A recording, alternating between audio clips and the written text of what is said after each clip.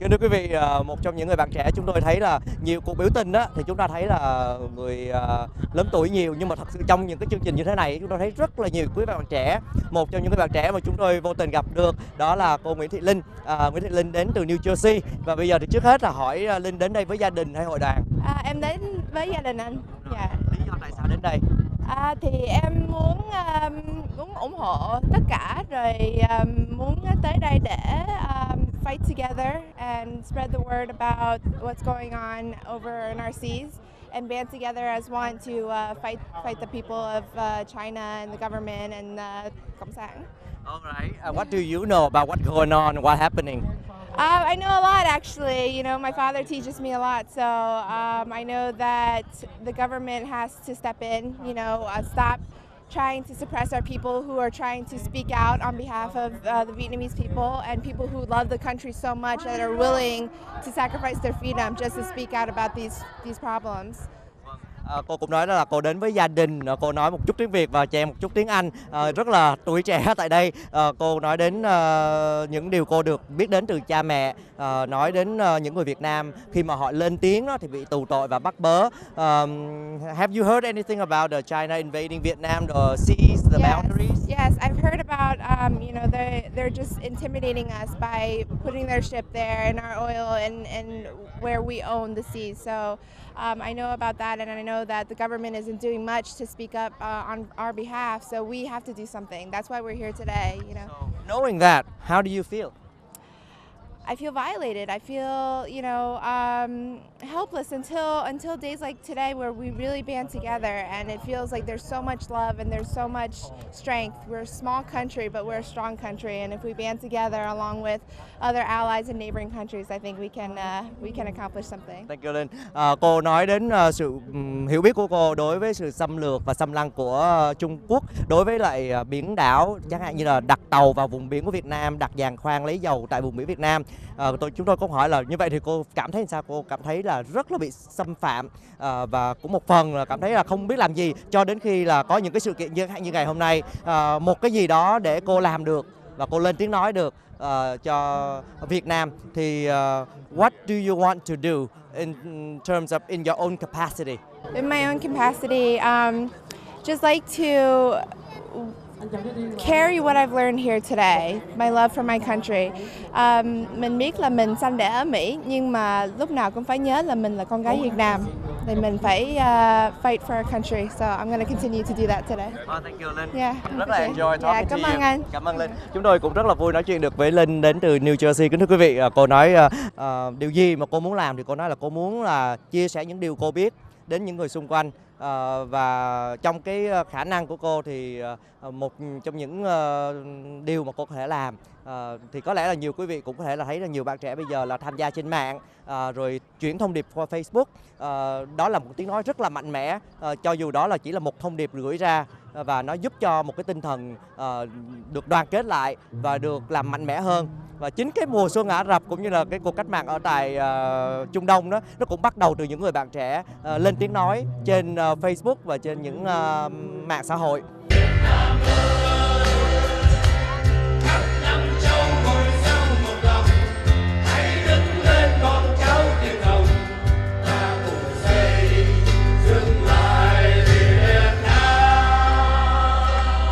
Chúng ta sẽ thay đổi vận mệnh Việt Nam. Chúng ta phải thay đổi vận mệnh Việt Nam. Việt Nam tự do. Việt Nam công bình. Việt Nam công lý. We love you. We love you more.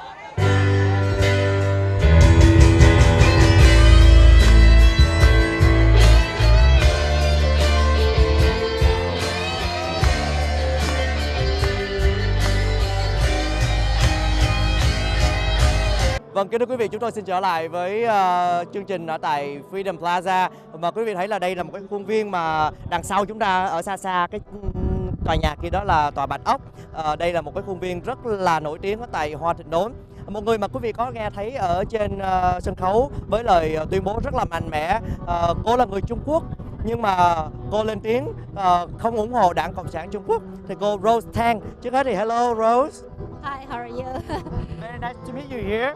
Knowing you are Chinese, and you say if you're Chinese and you say China get out of China would be funny. So what is your message?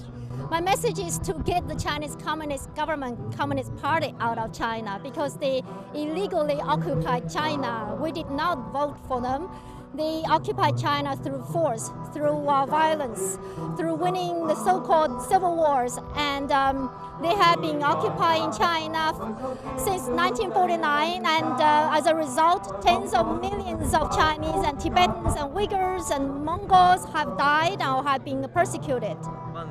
Kính thưa quý vị, cô Rose nói cô là người Trung Quốc nhưng cô muốn rằng là Đảng Cộng sản Trung Quốc phải ra khỏi Trung Quốc. Cô nói trong tất cả một quốc gia và ngay cả Trung Quốc thì Đảng Cộng sản Trung Quốc không được bầu lên bởi người dân, cho nên là không được sự ủng hộ của toàn dân. Một cái đảng độc tài đảng trị. Cô chia sẻ cùng với là người Việt Nam trong một cùng hoàn cảnh. What's your message that you come into here today, and what do you want to share with the Vietnamese fellow? I grew up in China. In 1979, I was in elementary school. I remember watching on Chinese national TV the propaganda about the Vietnamese invasion of Chinese border area and provoking trouble and looting Chinese villages and killing Chinese people and cows and pigs. Therefore, you know, it's the government propaganda telling us that therefore the Chinese troops had to launch this self-defense fight-back war as an excuse to invade Vietnam. My message is that back then, even without the internet, we did not even have private phones, so we could not know the truth. We could not communicate with Vietnamese people, exchange the stories of both countries. So now with the internet, I've been working closely with Vietnamese social media activists and bloggers and Facebookers for more than a year now to spread the truth. For example, when the Uyghur Muslim refugees streamed into Vietnam through the Chinese border, and the Vietnamese bloggers and Facebookers, my friends on Facebook, alerted me the story and translated from Vietnamese social media and mainstream media, and I compiled them into stories in English and in Chinese, and I tweeted them in Chinese to tell the Chinese people. I put them on Facebook. So this is a start, and we have something to work with because the Vietnamese people and the Chinese people were up against the same communist regime. The Vietnamese communist government and the Chinese communist government, they are brothers, and we are brothers and sisters, right? So we should unite and work together. Thank you, Rose. Kính thưa quý vị, cô Rose nói đến Đảng Cộng sản Trung Quốc và người Việt Nam có một cái điểm giống nhau, bởi vì là người Việt Nam và người Trung Quốc đều bị một cái nạn cộng sản, cho nên là người dân Trung Quốc và người dân Việt Nam phải đứng lại với nhau, và trong khi đó thì Đảng Cộng sản Trung Quốc và Đảng Cộng sản Việt Nam thì đã đứng lại với nhau để đàn áp người dân. Cô nói đến như ngày xưa năm 1979 đó, thì với cái truyền thông độc quyền của Cộng sản đó thì Trung Quốc cũng có những sự tuyên truyền về Việt Nam đang xâm lấn Trung Quốc, thay vì là trong thời điểm đó quý vị cũng biết là Trung Quốc đang xâm lấn và đang bành trướng qua Trường Sa, những cuộc chiến ở Việt Nam chúng ta cũng từng biết đến, nhưng mà đối với lại cái hệ thống mà tuyên truyền đó thường thì nói ngược lại. Thời điểm đó thì không có mạng xã hội, không có phone để mà quý vị biết được là những cái sự thật ở đâu, nhưng mà ngày nay thì khác. Cô nói là cô hoạt động với rất là nhiều những người Facebook, những người trên mạng xã hội, và từ đó người dân không nhất thiết là bị tẩy não hết bởi những sự tuyên truyền của Đảng Cộng sản, cho dù đó là Trung Quốc hay Việt Nam, với những sự là xâm lược hay là sự sai trái của họ, sự thật ở đâu.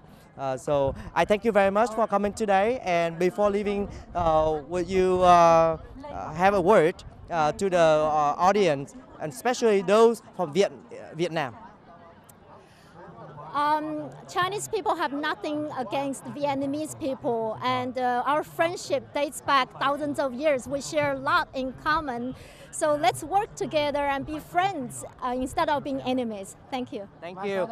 Cô nói người Việt Nam và người Trung Quốc nên trở thành người bạn với nhau, người dân Việt Nam thì đúng hơn, bởi vì một lần nữa xin quý vị cũng thấy được là cô chia sẻ người Việt Nam và người Trung Quốc, người dân Việt Nam và người dân Trung Quốc đều bị nạn cộng sản, và những người yêu chuộng tự do thì là những người sẽ không chấp nhận sự độc tài đảng trị và một cái chế độ không được dân bầu ra nhưng mà lại cai trị toàn dân, và một cái thế chế mà không có tự do ngôn luận, không có sự cân bằng giữa ba ngạch về lập pháp, tư pháp và cũng giống như Hoa Kỳ là hành pháp. Ba ngạch đó phải có được sự cân bằng, nhưng đối với Việt Nam và Trung Quốc đó thì ba ngạch này đều đứng dưới Đảng Cộng sản, cho nên thật sự ra không có sự cân bằng về quyền lực và cũng như là không có được lợi lạc cho dân tộc.